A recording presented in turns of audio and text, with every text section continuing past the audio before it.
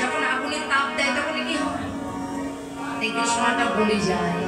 কিন্তু এখানে বৈষ্ণব পদ করতে এক পাশে দাঁড়িয়ে করলেন, গো শুধু কি জগতের সোনা বলে, আমার গৌর কি বলে না? হ্যাঁ, বললে জগতের সোনা যেমন সোহাগা পেলে বলে, আগুনে তাপ দিলে বলে, তেমনি আমার গৌর সোনাকে তাপ দিতে হয়। আর গৌর সোনাকেও গলানো যায়, তবে গৌর সোনাকে সবাই গলাতে পারবে না। যারা অহংকারে বশবর্তী হয়ে সারাটা জীবন ধরে সংসার মধ্যে কাম কামনা দাসত্ব করে গেল, তারা কখনো কোনোদিন আমার ভগবানকে গলাতে পারবে না। যারা এই সংসার মধ্যে আমার করে গেল, নিজেকে বড়াই করে গেল, আমি তো অহংকার করে গেল, মান অভিমান করে গেল, অহংকারে আসনে বসে যারা জাতির গৌরব করলো, বিদ্যার গৌরব করলো, যৌবনের গৌরব করলো, চেহারার গৌরব করলো, মানে জাতি বিদ্যা রূপ যৌবন মহত্ব এই পাঁচটা কাটা যদি উপরানে ফেলে না যায়, কাম ক্রোধ লোভ মোহ মদ মাৎসর্য এই ছয়টা প্রকার যদি উপরানে ফেলে তুমি ফেলতে না পারো, তবে করে তুমি ভজন করে তুমি গৌর গোবিন্দের চরণ কমতে পৌঁছাইতে পারবে না। তাহলে বলে অহংকারে আসলে বসে থাকলে তাকে গলাতে পারবে না। অহংকার দিয়ে যদি ভগবানকে পাওয়া যেত, তাহলে রাজা দুর্যোধন সে ভগবানের কৃপাটাকে লাভ করতেন। সে অহংকারে বশবর্তী হয়ে অহংকারে বসেছিল, কত রাজকীয় দ্রব্য ভগবানকে সেবা দিয়েছিল, ভগবান তার ঘরে গিয়েছিল, কিন্তু ভগবান সেবা করেনি। কেন?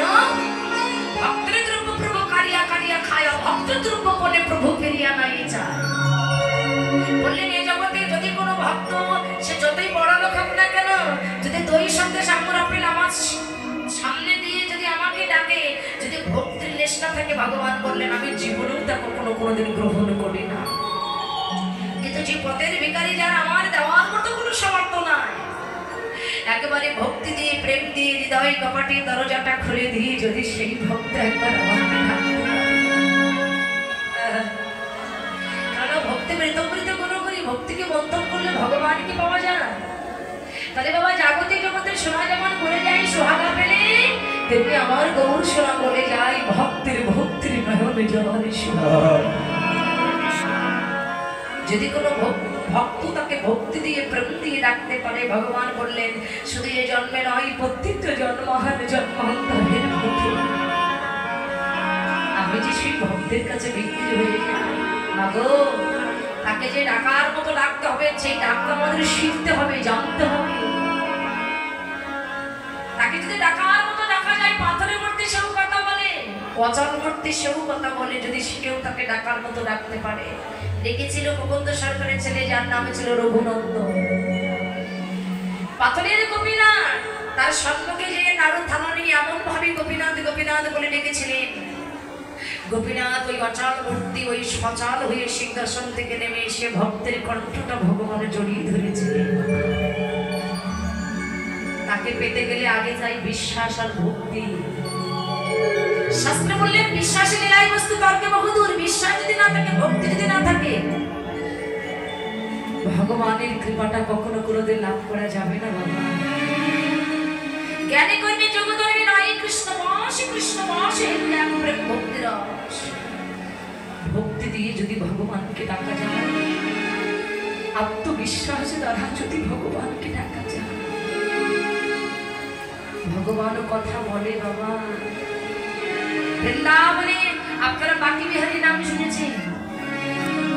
ওই বাকি বিহারী মন্দির, আর এই বাকি বিহারী মন্দিরের পাশে ছিল বাবা একটা মুদির দোকানে।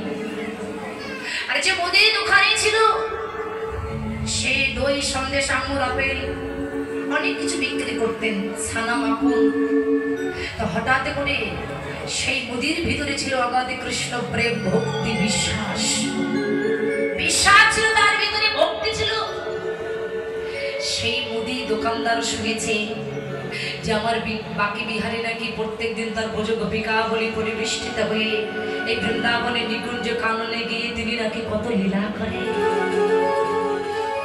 তাই দোকানের ভিতরে আত্মবিশ্বাস, দয়াময় তুমি তো এই পথ দিয়ে যাও, আমি কি কখনো কোনোদিন তোমার চরণ লাভ করতে পারবো? দেখুন বিশ্বাসটা কেমন, ভক্তিটা কেমন।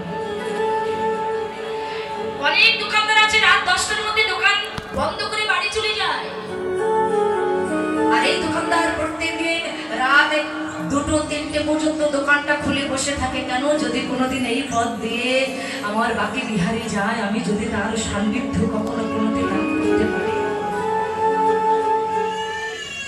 ওই দোকানদার একদিন হৃদয় কপাটে দরজা খুলে দিয়ে নয়নের জলে বুক ভাসিয়ে বলছে, বাকি বিহারি,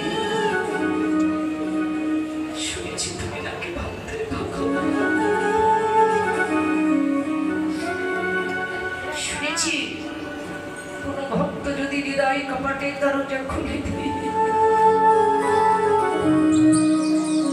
ভক্তি দিয়ে প্রেম দিয়ে যদি তোমায় ডাকে, তুমি নাকি তার কাছে জন্মান জন্মান্তরের মতো বিক্রি হয়ে যাও। আমি প্রতিদিন এই ছানা ননি, আমি শুনেছি ছানা ননি মাখন নাকি তোমার খুব প্রিয়,